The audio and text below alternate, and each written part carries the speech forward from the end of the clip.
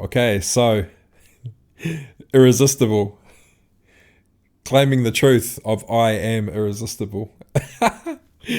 It's not what you think, but it's a very interesting revelation, this one. Because the reality is all of us hold the energy of being irresistible. And at the most fundamental, I suppose, primal part of us is to be irresistible. We all came from the stars, basically. We all originated from the same place. And ultimately that was we were birthed out of space. Just like every other particle. And in the same way, when every... so you may not know this, but in space is not empty. It's the opposite of being empty.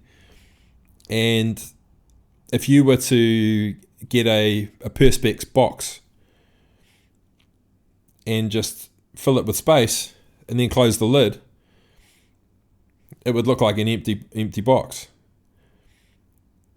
But in truth, within that box, there will be positive and negatively charged pairs of particles being birthed and then self-annihilating. Well, not self-annihilating, but colliding and annihilating.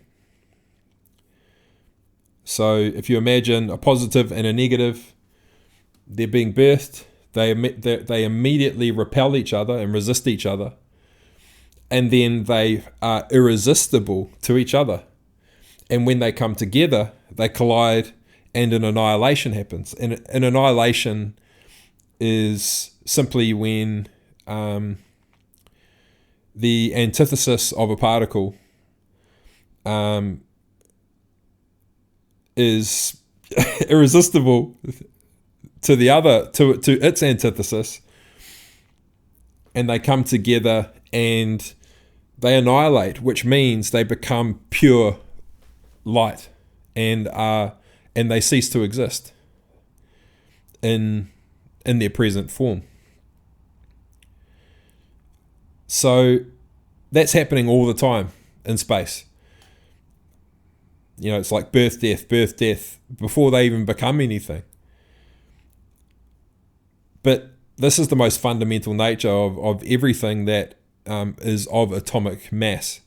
And that is that the deepest part of us is irresistible. But there's a catch to this. When we're a child, and when a child is born, it follows a very similar evolutionary path to the birth of existence, of all existence, where in the beginning there's just pure awareness. And the best way to think of awareness is to be able to see all without the ability to describe what is being seen. Let alone interpret what it means. So awareness is choiceless. There's an absence of mind. There's an absence of meaning. It's just pure vision. It's the same with a child. When a child is born, they are pure awareness. They can see, but they cannot describe or interpret.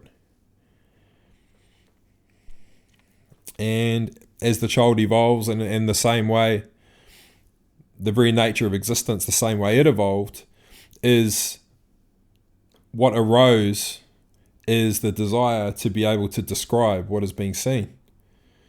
And in a child, you see this, they point at inanimate objects and they say, cat, cup,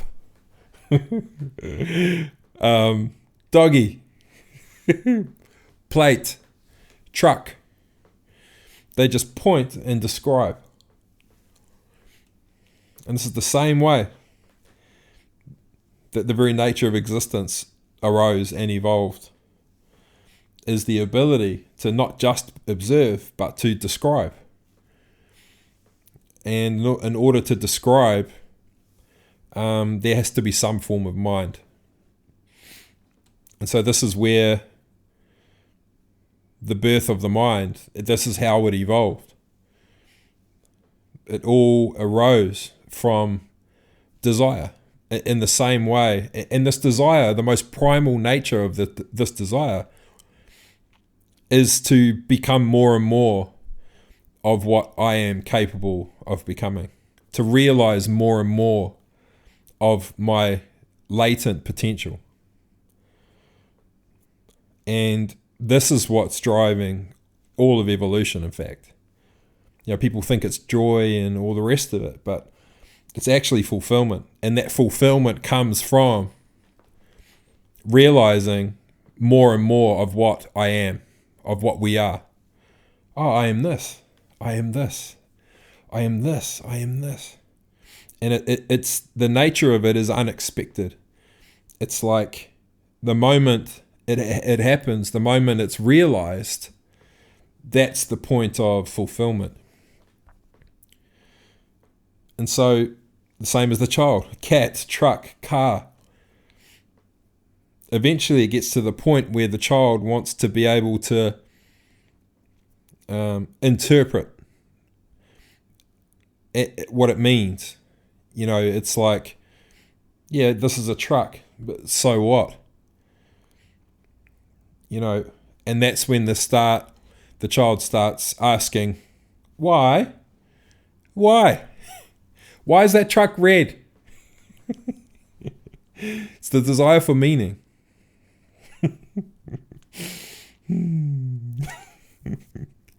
And oh man, it's so classic when the child goes through this phase, what they want to know why everything, just a million questions, one after the other. Why? And this is exactly how it happened. All the nature of existence evolved in this exact same way. Of course, it's extraordinarily evolved now beyond our ability to even conceive, but nonetheless, this is how its own nature unfolded. And, as above, so below, it's the same with our children. And what people don't realize is that meaning is actually the marriage of thought and feeling. So you have a thought, and that thought comes in the form of a vision.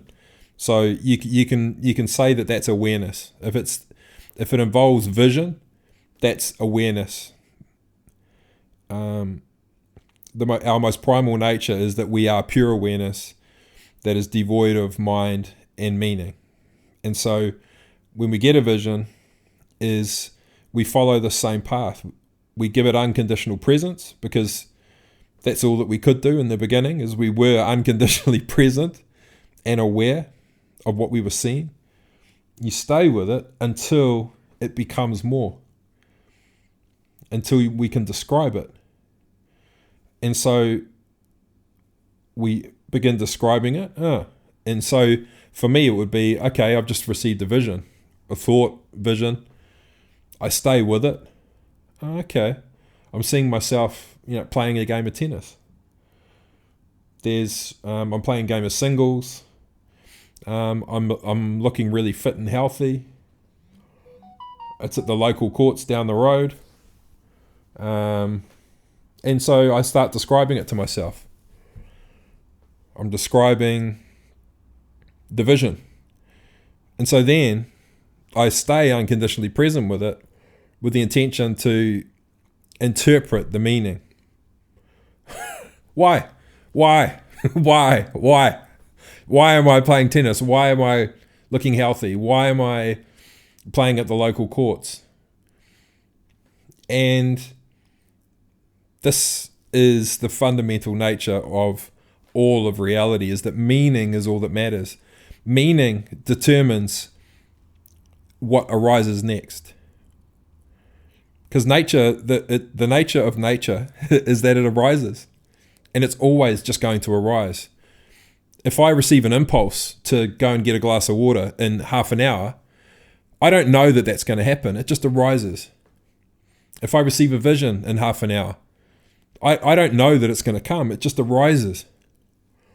So meaning is the only thing that matters, because it ultimately determines what's going to arrive next. What's going to arise next, sorry.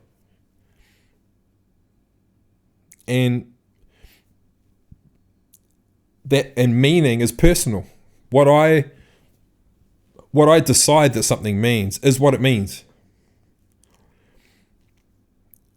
I could describe my vision to someone else, and it could mean something completely different. But neither of those perspectives are wrong. They're both precisely right and precisely wrong. It is a paradox, because the existence of both perspectives doesn't invalidate the other. It means both are true and false. Anyway, I don't want to get into paradoxes. There's another podcast on that if you want to check that out. I think it was called, I can't remember what it's called now. Just listen to all of them, you'll find it. So, meaning. So I'm playing tennis and I'm looking fit and healthy. It's at the local courts. I've got a new tennis racket. What does that mean? And once I interpret that meaning for myself, it's that the very intention to interpret the meaning evokes emotion. And so if I just say to myself, well, what would it mean if I was to be able to go and play tennis down at local courts, and if I was fit and healthy, and I'd love that. And so I'm starting to entertain the meaning, and I'm starting to notice how good that would feel. Oh, that'd be really good. Oh, who would I play with? Oh, I can da-da-da-da. And so you can see meaning is starting to determine how my nature is going to arise and what I'm going to create next. And so all of a sudden, my vision is expanding. I'm seeing that the person I'm playing against is my mate from down the road. It's the guy that I don't normally play because he's better than me. And so I'm interpreting that meaning even more, and I'm saying, I'm saying that, well, I'm not that fit right now. Well, maybe this vision means that once I am a bit fitter, I will be able to beat this guy. So now all of a sudden I'm like going, now I'm going to try. Now I'm inspired to get fitter. You see? So what can I do? I might go for a walk today. And so this is how we create. This is how we create. And it's the only way we create. Meaning is all that matters. It's all that matters. And our interpretation of the meaning is unique to us. And that's the only thing that matters. Now, this is all well and good. But the reality is that most of us do not trust our visions. We don't trust our visions. We have beliefs that visions are just imaginary. We believe that our thoughts are not valid, that there's something that we should be afraid of, or try and resist, or try and focus. If we get a thought and it's negative, then we should be thinking about positive thoughts only. And so through our free will, we're actually rejecting ourselves, relentlessly rejecting our own nature. And when you understand that this is how the very nature of existence evolves itself, it's literally how it evolves, you begin to realize that resisting this nature, our inherent nature, is not only pointless but so detrimental to our capability and capacity to thrive. And so I'll give you an example. Let's say I receive a vision and it's negative. Then my natural reaction is to be like, I don't want to think about that.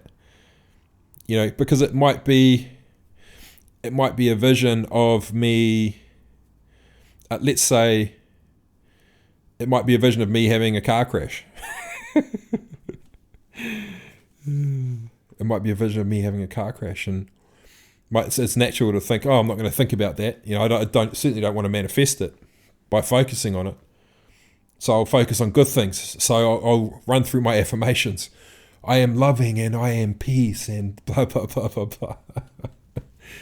And this is extraordinarily resistant and oppressive. There is, in fact, nothing more self-oppressive, or nothing that holds the energy of self-abandonment more than rejecting a thought,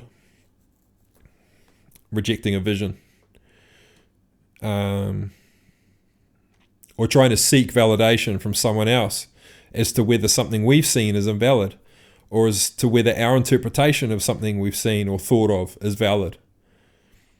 It's self-rejection, it's self-denial, and it's fundamentally oppressive by nature.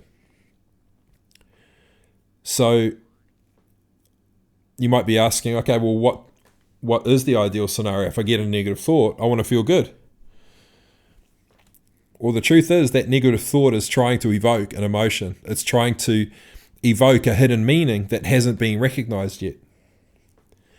And you'll hear me say, if you've listened to a lot of these podcasts, you'll hear me say that the brightest light is contained within the deepest shadows. And if once you get to the point where you realize where you're capable of feeling all of your emotions, positive and negative, regardless of of how deep or even potentially disturbing it is,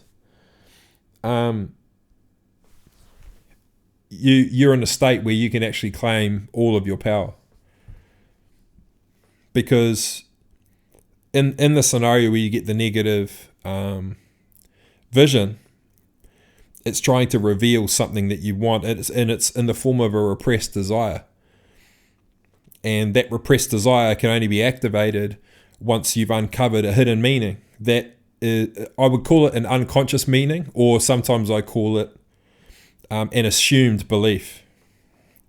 So it's a belief that we do actually have, but we may be unaware that we have it, or the reasons why we've assumed that it's true, when that assumption has yet to be challenged and validated or invalidated or whatever it may be. Nonetheless, we all do it. It's our nature to assume. And once you can accept all of your emotions, you can feel into them and claim the I am of them. I am pathetic. I am cowardly. And so I'll give you the example of the car crash. So I've received the vision of the car crash. I can see myself. I'm driving in the car. It's a bendy road. I'm going to turn down one of the bends, and then I slide out of one of the bends and then drive off the cliff. So I can see it. I've described it. What does it mean? So I project myself into that. Same with the tennis player. I'm imagining myself playing the game of tennis, what it's feeling like, how cool it would be to feel like it, and it's all evoked from there. I'm imagining myself in the car. I'm driving off the side of the road. How is it feeling? What am I experiencing? So I'm driving the car and I'm noticing that I'm feeling anxious. I'm noticing that anxiety is building. I'm wanting it to go faster and faster. I'm trying to escape. And I'm feeling like I'm about to lose control, and I'm going to be out of control. And so I sink into that fear that I'm feeling in the car. What does it mean? I'm allowing it. I am afraid. I am anxious. I am terrified. I am cowardly. I am. Whatever the authentic emotion that's coming up in that moment, you claim the I am of it, because this is really what we're running away from, is our shadows. All of us hold these energies. All of us hold these emotions of being a coward. They're all part of our nature, and they will arise, and they can arise in any moment.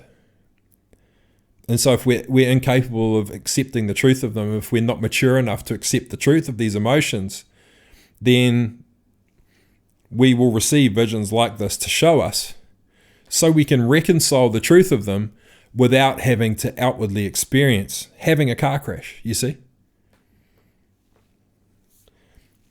And this is why it is so, so important to never, ever neglect your thoughts, ever.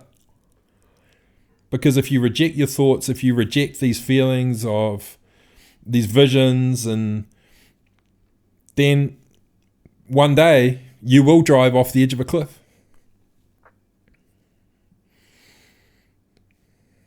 So all I can say is that when you, and every single time, if you can give yourself the unconditional presence, if you can be present enough, if you can bring choiceless awareness, pure awareness to your thoughts, to your visions, allow them to unfold, claim the I am of them, no matter how seemingly negative they are, allow yourself to sink into them deeper and deeper. Just claim the I am of them, express them. I call it a rampage. Just rampage it. I am. I'm terrified. I'm pathetic. I'm weak. What will eventually happen is you'll feel yourself falling out of the bottom. And it's because you've let go of all your resistance to all these emotions, and you'll sink underneath, and then you'll fall out of the bottom, and you'll feel free. You'll feel yourself starting to expand. You'll feel as though you've liberated yourself from all that fear, and then you can start describing that. I'm free.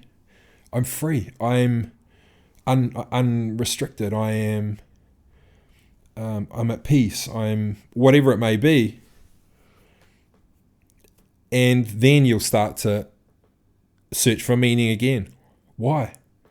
Why am I all of a sudden feeling at peace? Why am I all of a sudden, is it okay?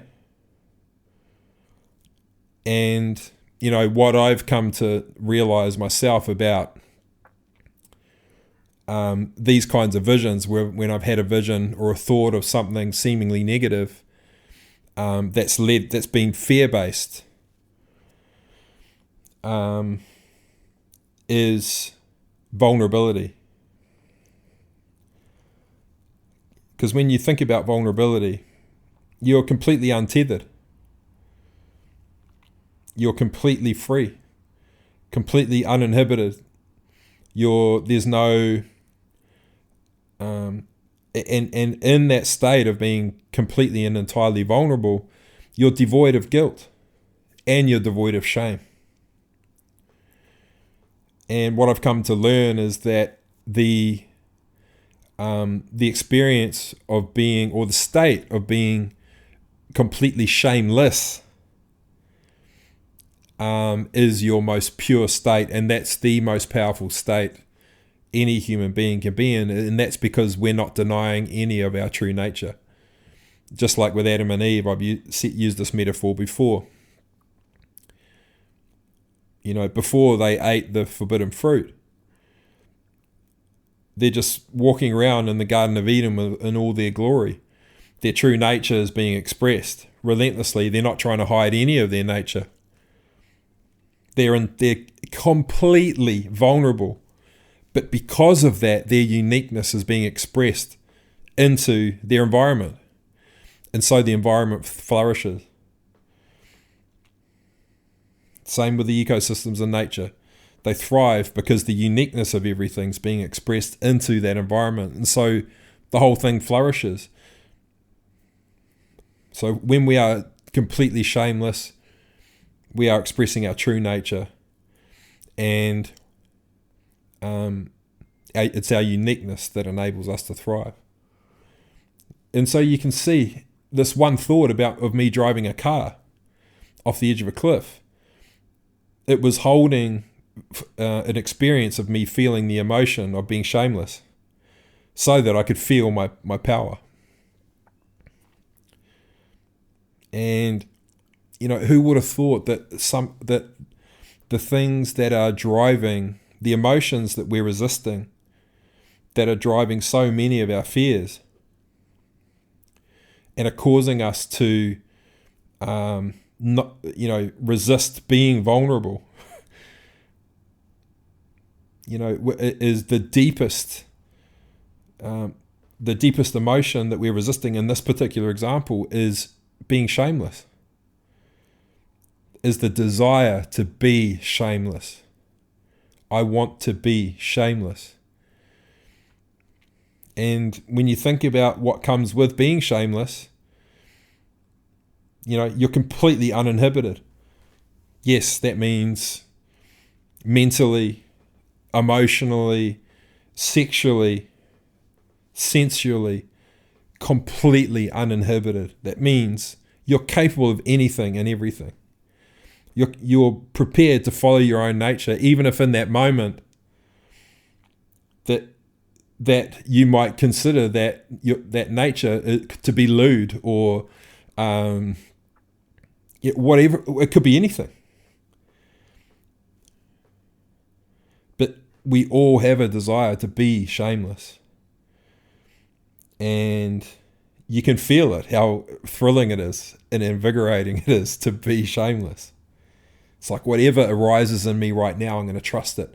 I'm going to go with it. And I know that because my nature is programmed to thrive, to vigorously grow and expand and to become more and more of what it has the potential to become. I know that if I surrender to this moment and allow my true nature to arise, that however that's expressed, it's leading me into higher and higher states. And if I'm expressing myself more and more authentically and expressing more of my own uniqueness, then then just through osmosis, the environment around me is thriving, the people around me are thriving. They're mirroring back to me my state of being shameless. And so they're reflecting to me that they're shameless. And so I'm experiencing their uniqueness. And it goes on and on and on. And so why is the topic of this podcast, why is it called Irresistible? And that's because resistance to being irresistible is what prevents us from becoming totally shameless and therefore totally vulnerable. And for most of us, that begins in childhood because, if you're a child, and in reality, all children are born into this world bringing this energy in with them, that they are irresistible. And you picture it now, if one of your friends has a child or if you have a child, what's the first thing that happens is, everyone comes around to visit the child and that child is irresistible. It is irresistible to the people around it, to its mother, to anyone. You can show someone a photo of that child and the child is irresistible. It's irresistible. You want to grab the cheeks and you just want to eat it all up. And I know you know what I mean. That it's like I want the child inside me almost. It's that irresistible. And this is an extremely primal sensation. And it goes right back to the very nature of how the particles arise from the fabric of space. That every particle, when it's birthed, has an antithesis, and that the antithesis of that particle is its polar opposite, and to each other they are entirely irresistible. Entirely.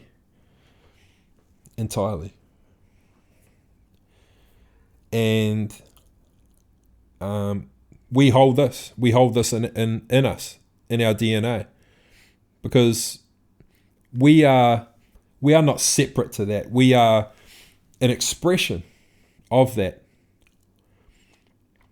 We're not different to it. That's part of us. It's our lineage. It's our ancestry. We go back to that moment when there was just pure awareness and it evolved into a mind. And here's the problem. It is a problem, but it's incredibly liberating when you understand it. Being irresistible as a child can be really tough. If you're a child and you become irresistible to a family member, then that family member could interpret that own feeling for themselves as sexual in nature. And so quite conceivably, you can have a scenario where a child is irresistible to a family member sexually, and then abuse begins, and from the perspective of that child, the nature of themselves that is irresistible becomes a threat. And so I must hide this. I must never allow myself to be irresistible. I must never allow anyone to see that I am irresistible. And in fact, I'm going to go out of my way to project to the people around me, to repel them. How can I repel them? How can I thwart their advances? How can I resist being irresistible? And if your body is, it's on board. If you've decided, if you're holding a perception, or if you've made an assumption, doesn't matter, same thing, that it's dangerous and a potential threat to your well-being, or for the potential for your spirit to evolve and to become more and more and more of what it has the potential to become, then your body will be working with you to repress the part of you that is irresistible. You see? I mean, it sounds so silly, but it's totally true. It's totally true. And if I say to you now, you are irresistible, it's true.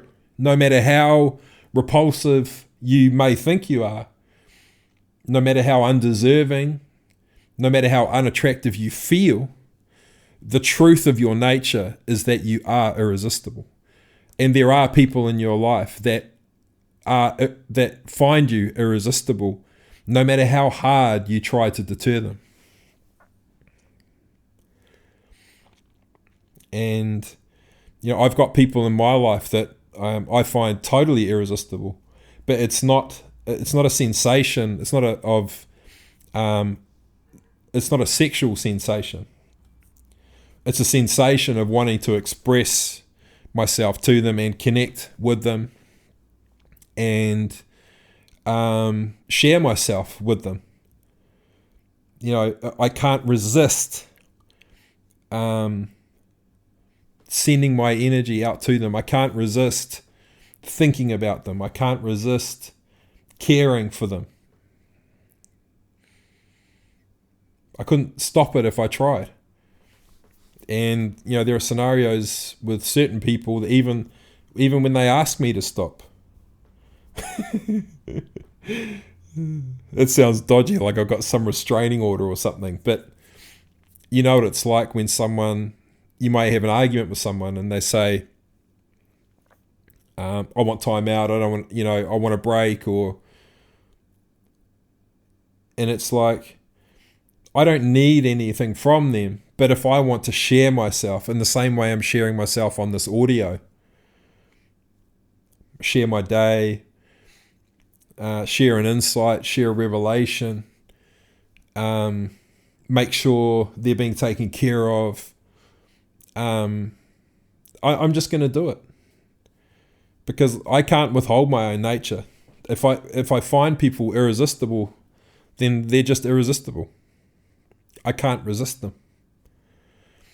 And as long as I know that that's pure, and that comes from love, and that comes from just caring about them, then, and knowing that they're free to, reject me, they're free to abandon me completely, they're free to, if I send them an email, they can delete it, then they're free to reject me. I know that it's pure when I can accept the truth of that as long as I can express my nature, it really doesn't matter what they do. Because for me, all it is a feeling that arises within me to share myself. Whether that's rejected or abandoned or denied, or it really doesn't matter. And I've come to learn that that's one of the characteristics of really pure love, is that it's about expressing yourself. It's nothing to do with getting anything back or receiving, because we can only truly receive love when we allow ourselves to express our own love that arises.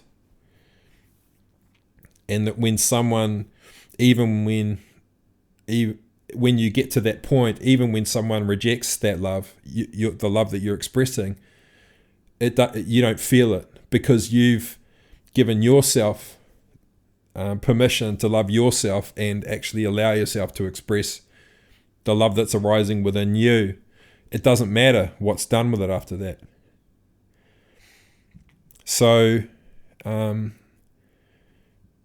being irresistible, believe me and trust me, you are irresistible. You are irresistible. People find you irresistible. Most likely you've withheld the part of you that is irresistible because of shame, misinterpreting that feeling of shame for a desire to be shameless. Two very, very different things.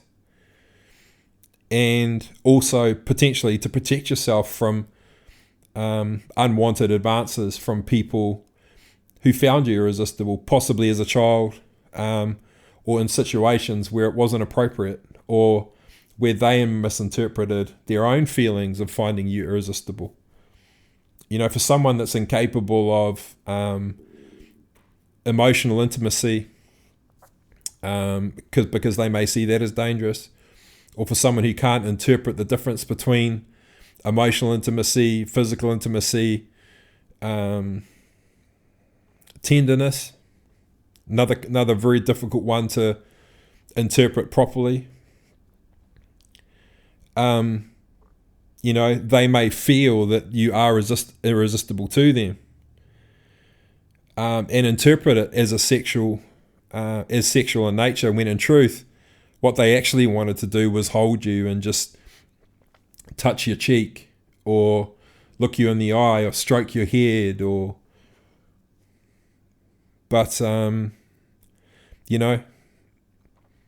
and it's heartbreaking when you think about it, because we all find each other irresistible in different ways. And because we don't understand these things, we don't understand that it's not shame we're resisting, we're resisting the desire to be shameless, so that we can allow our true nature to arise. We're all really just trying to understand our nature. And if we all did understand our nature, the reality is that we would allow a perfect stranger in the street to stroke our hair and touch our cheek, and we would feel tenderness from a perfect stranger. And I'm saying a huge if here, if we all trusted our own nature, if we all understood our own nature, then we would trust the nature of others.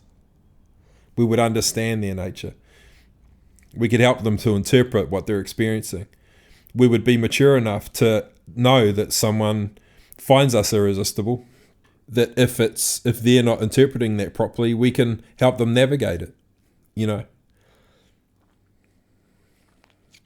Admitting that you are irresistible is not, there's nothing egotistical about it. It's part of your nature. You are irresistible. And my hope for you and for myself as well is that we come to know this and understand this part of ourselves so deeply that we allow ourselves to be irresistible to the people around us who already feel how irresistible we are to them. Okay, that's it. Remember, you are irresistible. Cheers for now.